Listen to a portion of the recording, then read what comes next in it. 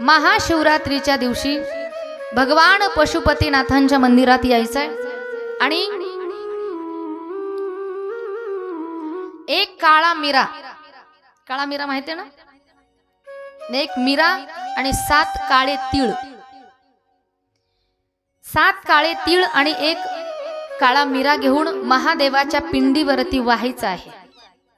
आणि असं महाशिवरात्रीपासून तर 3 पुढे आणखी 2 ज्या महिन्याच्या शिवरात्री येतात पहा, असं 3 शिवरात्रीला महादेवाच्या पिंडीवरती व्हायचं आहे आणि मनातून श्रद्धापूर्वक अंतकरणाने नामस्मरण करायचे महादेवाचं। आणि ज्या काही मनातल्या इच्छा असतील त्या महादेवाला सांगायच्या। 3 महिन्यामध्ये भोले बाबाची जर कृपा झाली, तुमच्या भजनामध्ये तुमच्या श्रद्धेमध्ये जर ती ताकद राहिली तर 3 महिन्यामध्ये तुमच्या मनातल्या इच्छा पूर्ण झाल्याशिवाय राहणार नाही।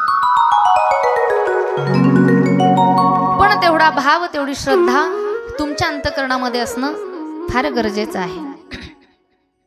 घरात कोणी मुलगा जर चिडचिड करत असेल, एखादा मुलगा असतो ना खूप चिडचिड करतो, कशानेच त्याचा तो चिडचिडपणा, तो रागीटपणा थांबत नाही, त्यावेळेला तुम्ही काय करा, प्रत्येक महिन्याला प्रदोष येतो पहा, प्रत्येक प्रदोषाच्या दिवशी बेलाच्या झाडाखाली जो महादेव असेल, बेलाच्या झाडाखाली जी पिंड असेल, जर नसेल तर मातीची तयार केली तरी पार्थिव शिवलिंग ज्याला आपण म्हणतो, पार्थिव शिवलिंग मातीचं वाळूचं त्या ठिकाणी तयार करायचं आणि त्याच्यावर एक बेलाचं पान वाहायचं।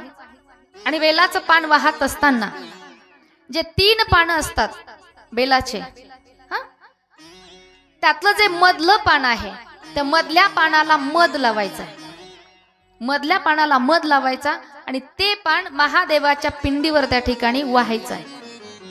आणि त्याच वेळेला 7 दाणे तांदळाचे, 7 अक्षत न फुटलेल्या 7 तांदूळ भगवान शंकराला त्या ठिकाणी वाहायचे आणि बेलाच्या झाडाच्या बुडाला तुपाचा दिवा लावायचा आणि बेलाच्या झाडाला पाणी घालायचं। आणि पाणी घालत असताना ज्याचा स्वभाव बदलण्यासाठी आपण हे करतोय त्या मुलाचं नाव आपण घ्यायचंय, ते मुलाचं असो माणसाचं असो, ज्यांचा स्वभाव बदलावा असं आपल्याला वाटत असेल, बेलाच्या झाडाला ही महादेवाची पूजा झाल्यानंतर बेलाच्या झाडाला पाणी घालायचंय आणि ज्याच्यासाठी आपण हे करतोय त्याचं नाम आपण आपल्या मुखामध्ये घ्यायचंय आणि ते नाव घेऊन नंतर महादेवाचं ध्यान भजन तुम्हाला जेवढं शक्य होईल तेवढं तुम्ही करायचंय।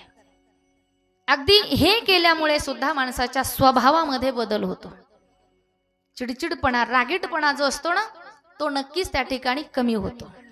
असे अनेक अनुभव आपल्याला घेता येतील, पण आपण हे सगळं केलं पाहिजे। चला, अनेक गोष्टी